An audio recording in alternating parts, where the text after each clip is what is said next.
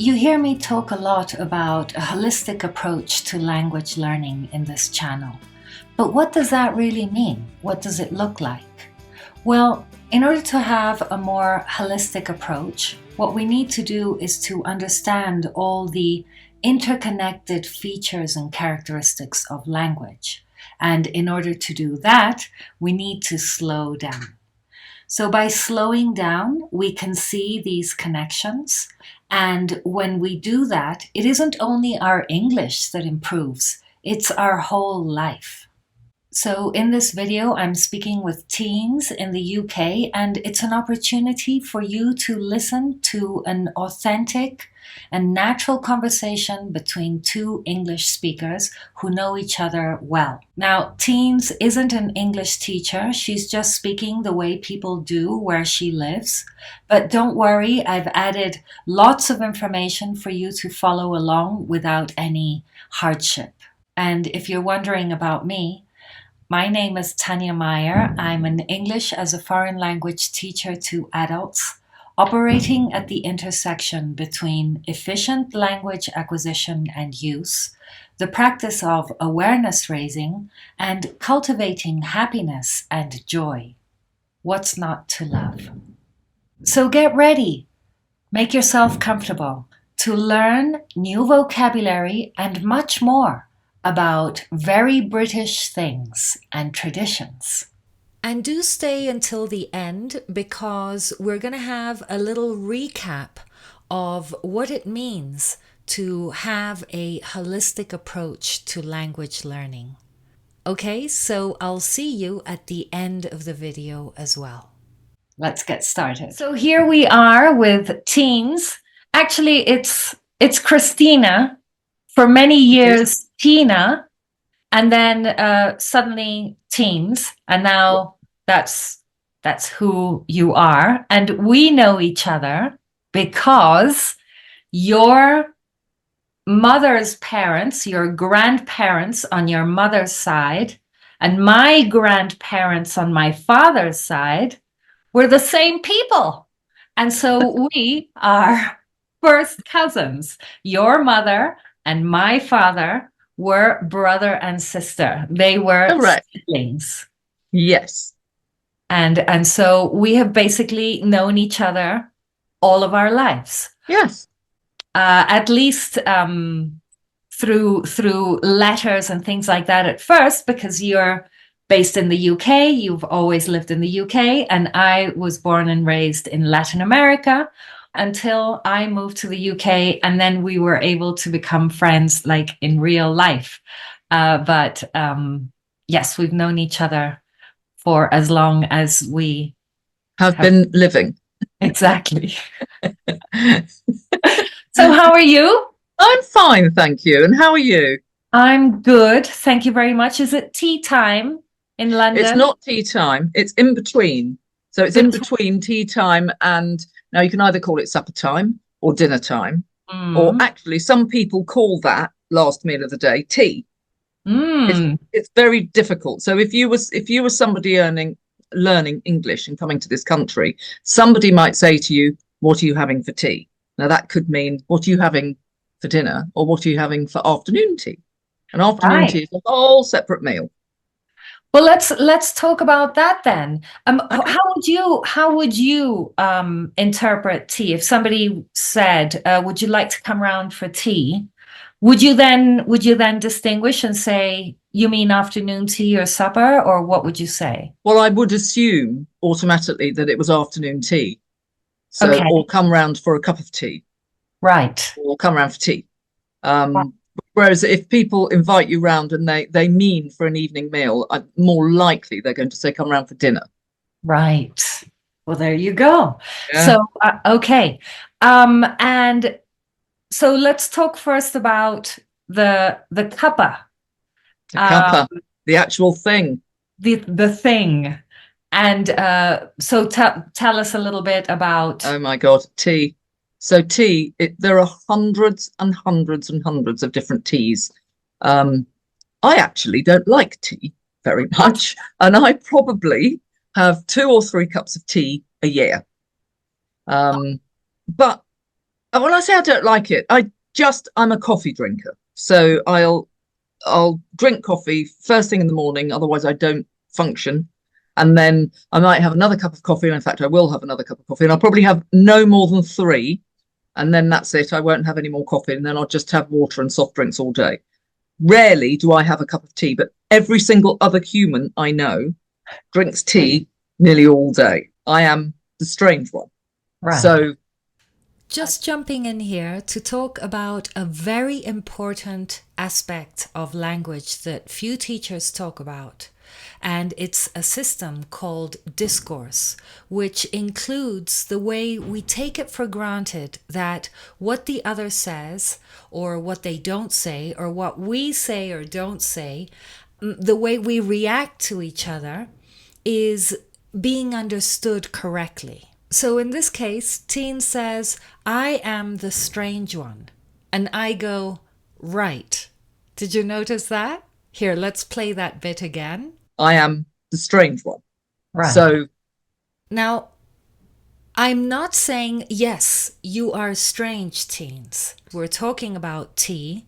And Teens is saying that she doesn't like tea, which is a very British thing. So in that case, because she doesn't like drinking tea, then that makes her the strange one. And I agree with that. Would you like to learn more about discourse? It is a major topic that, again, is interconnected with different fields like sociology and anthropology. If the aspects of discourse that I mention in this video are interesting for you, then comment below and I'll make more videos on the topic. Okay, back to the video. I am the strange one. Right. So so my other half, Graham, he drinks tea all the time. In fact, I can hear him putting the kettle on now to make a cup of tea. Mm-hmm. There are so many different kinds of teas, and I know nothing about all of them. Only the ones I buy, which he likes, which we drink all day long. But when you have afternoon tea, it's not necessarily just a cup of tea. Mm-hmm. It's a cup of tea with stuff like a cake or cakes or sandwiches. And I did a little bit of research on where it originated. Why did it suddenly become a thing to have afternoon tea? So it goes back to British royalty. So it was, now what was her name? The Duchess of Bedford, who was a very great friend with Queen Victoria. Who knew? And she, because of the way they lived very finely, and they had everything done for them all the time. And she got very hungry every afternoon at about 4 o'clock.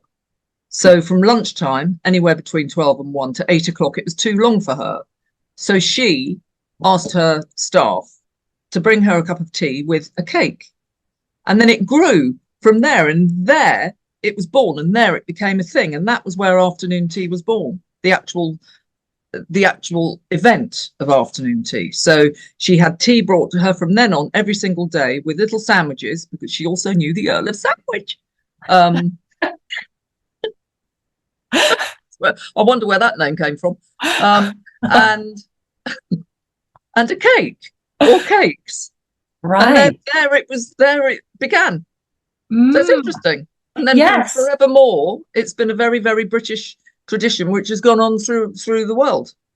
Yes. And there's even places that serve afternoon tea. That's become a very, very fashionable thing to buy. So say you were going to be turning 50, which I know you aren't even anywhere near that yet.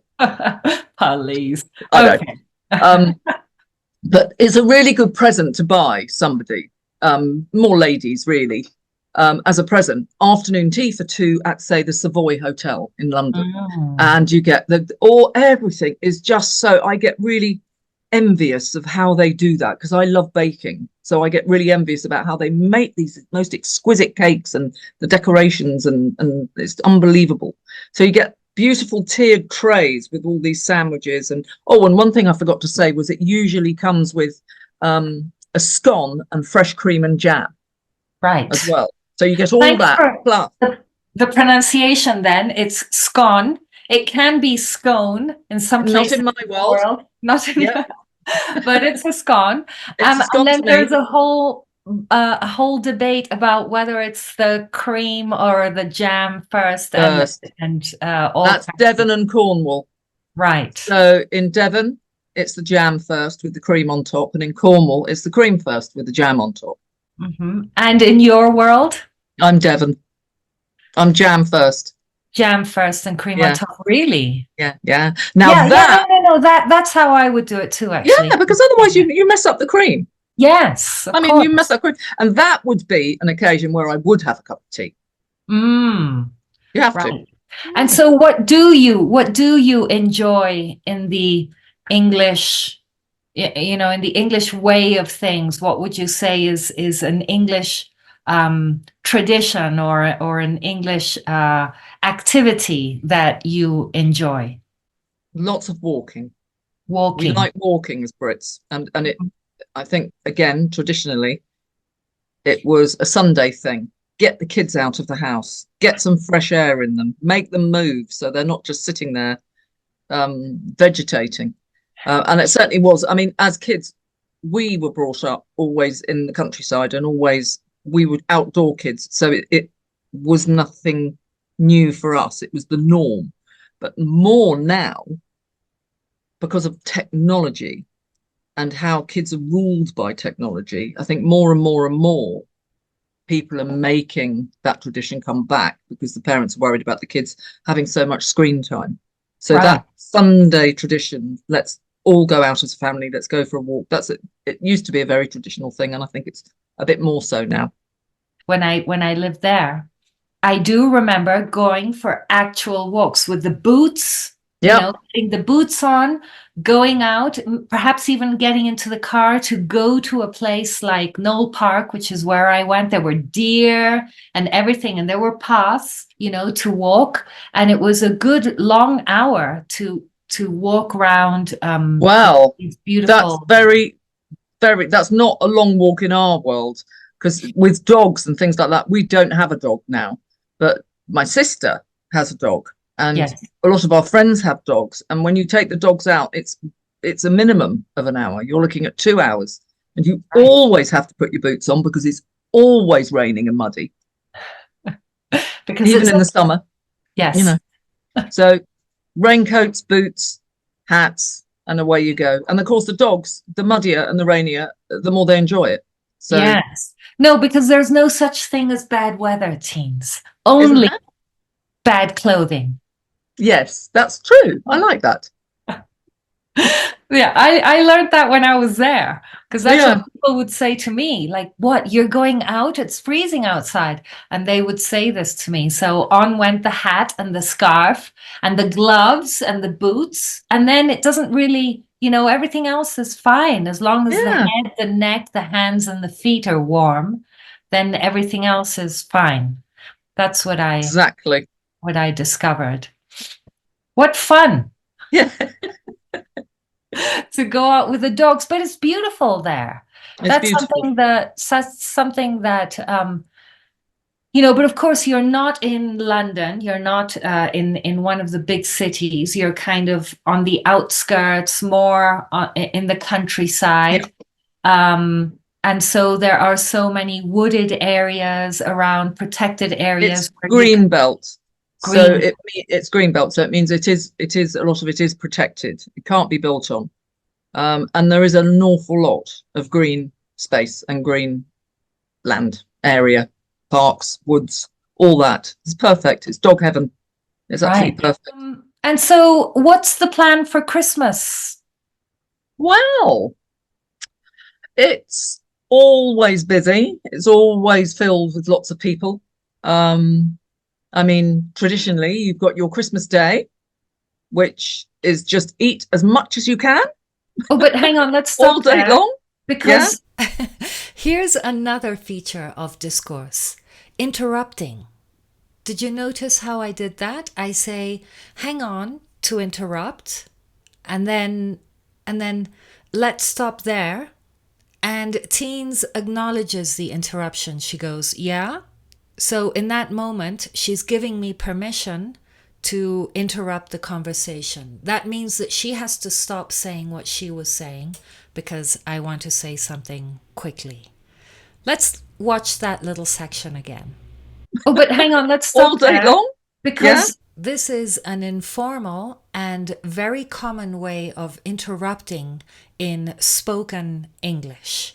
And if you notice, there's a little bit of like piling up of language. She speaks and I'm speaking at the same time briefly, but we're both able to follow the conversation without any trouble.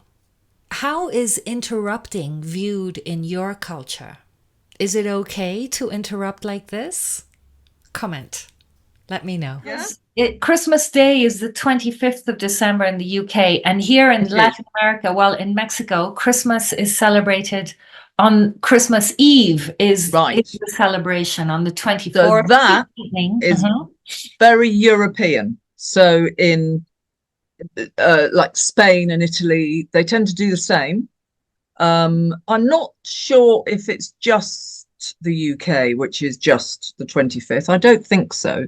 But it kind of all builds up, and the pressure starts mounting really on Christmas Eve on the 24th, and then you tend to do.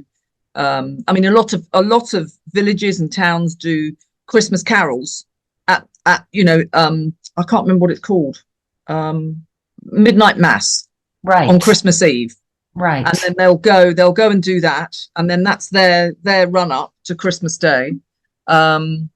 In Europe, they open their presents on Christmas Eve, whereas here, the kids all wait for Santa to come down the chimney on Christmas Eve, and they leave a stocking on the fireplace, and they leave a carrot for Rudolph by the fireplace, and maybe a mince pie, and a glass of sherry for Santa, all on the fireplace on the hearth.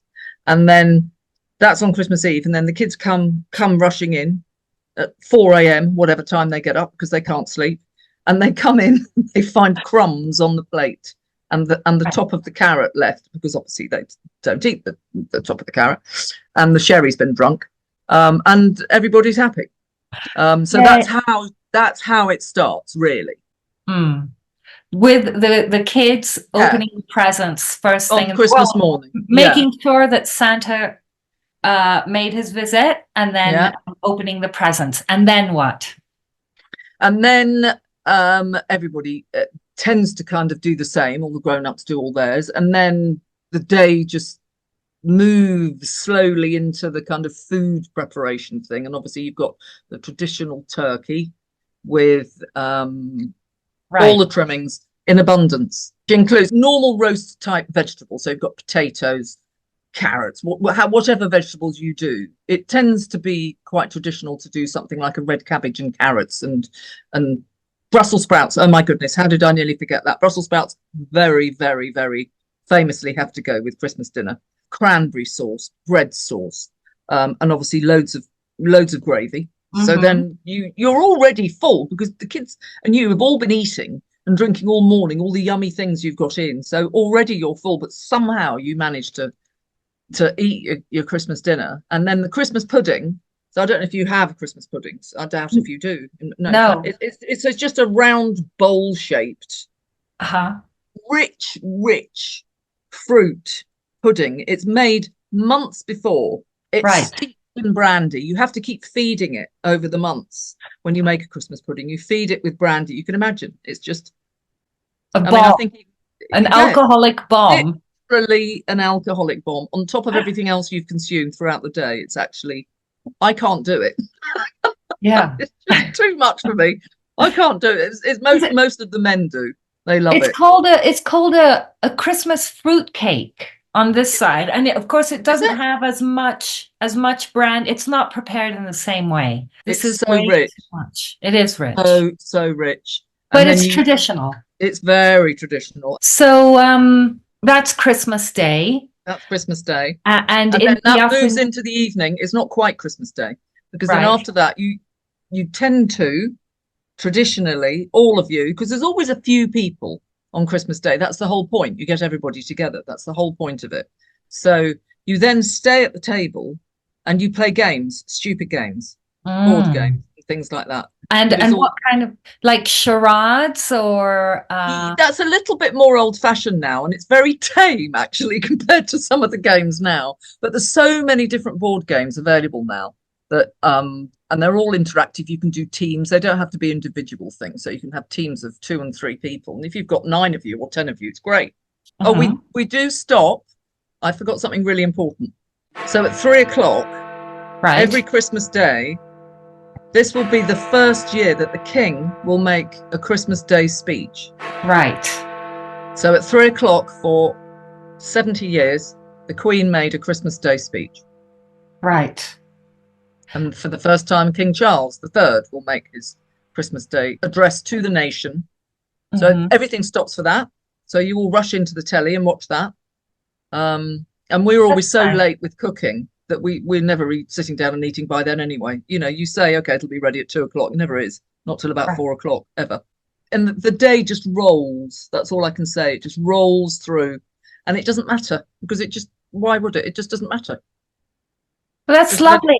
Yeah. So at 3 o'clock and well, what used to be the Queen's speech for the first time, the King's speech, is usually 5 to 6 minutes. So it's not very long, but it's a very powerful thing that's very touching, you know, because it's going to be very powerful this year. With everything that's gone on, that poor man. Excuse me, poor Charles, King of England. Did she say that? You might have a different perspective. But notice what she says here. It isn't poor King of England.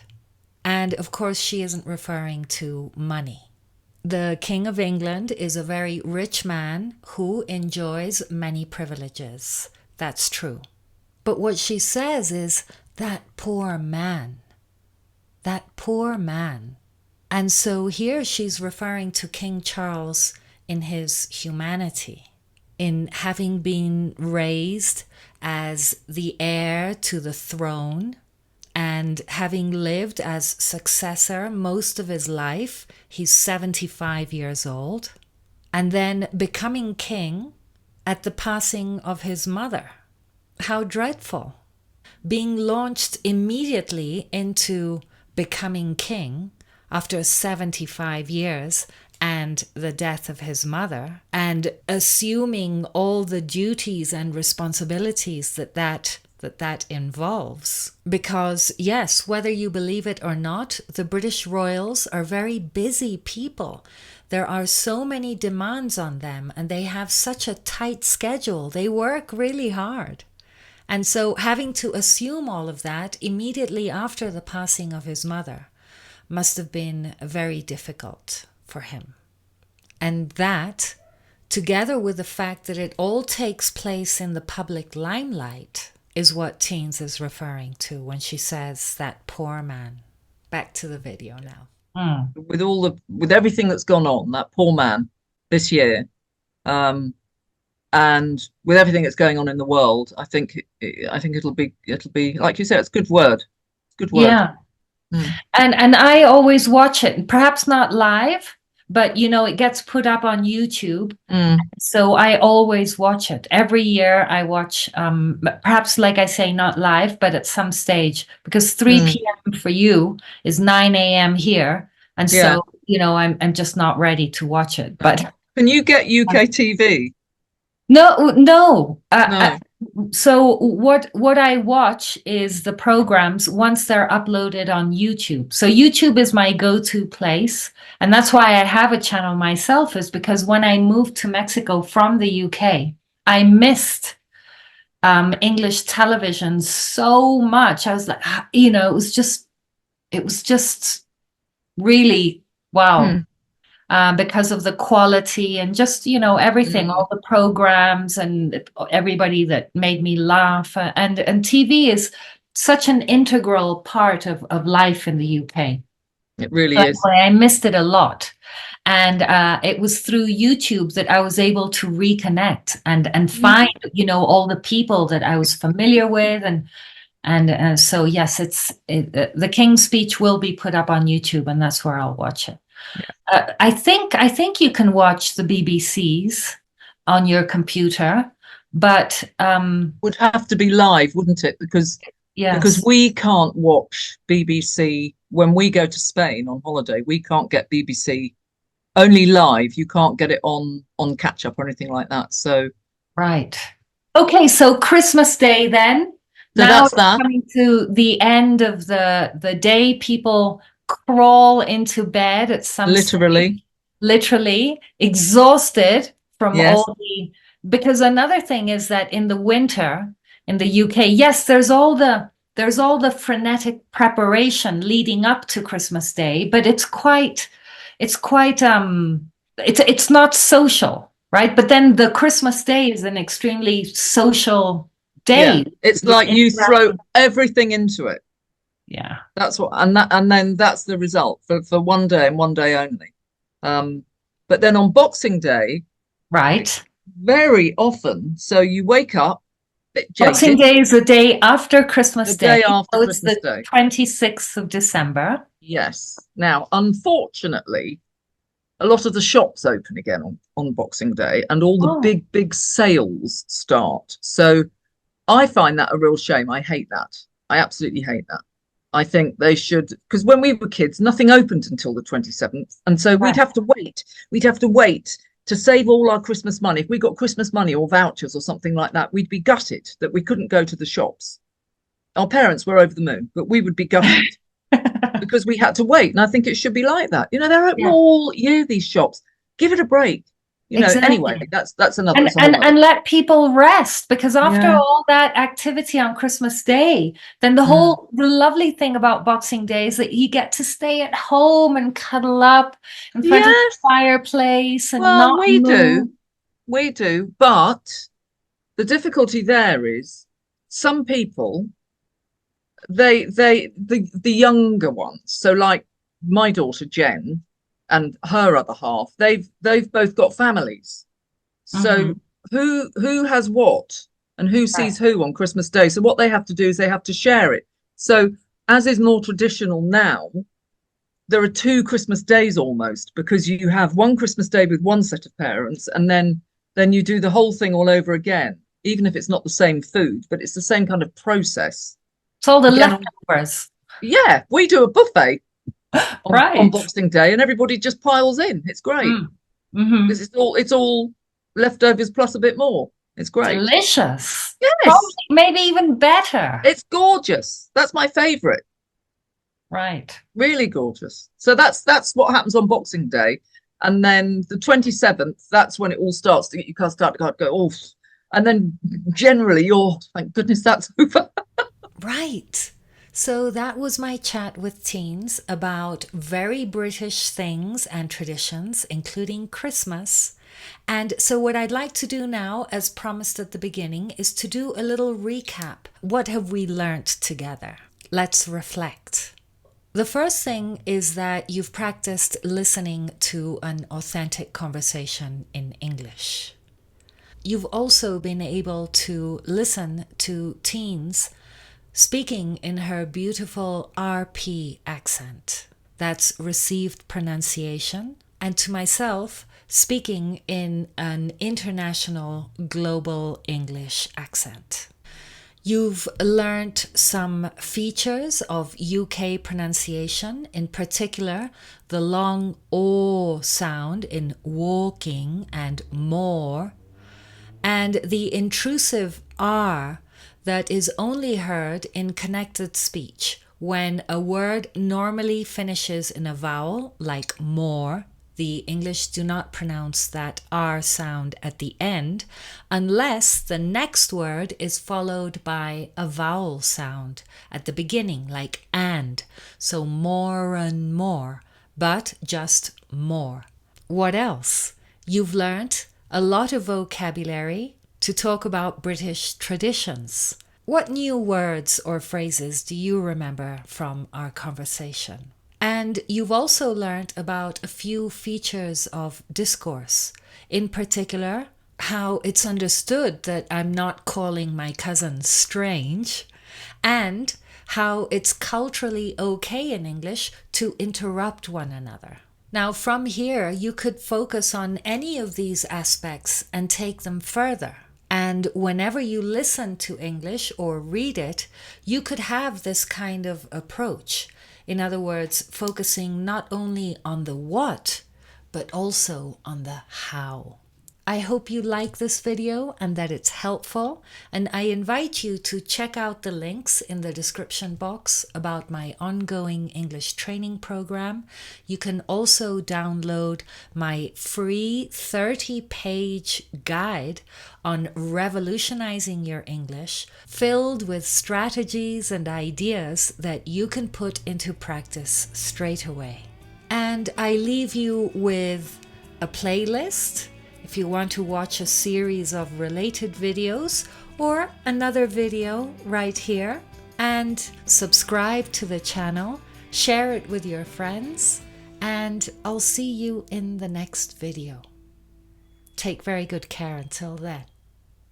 Bye for now.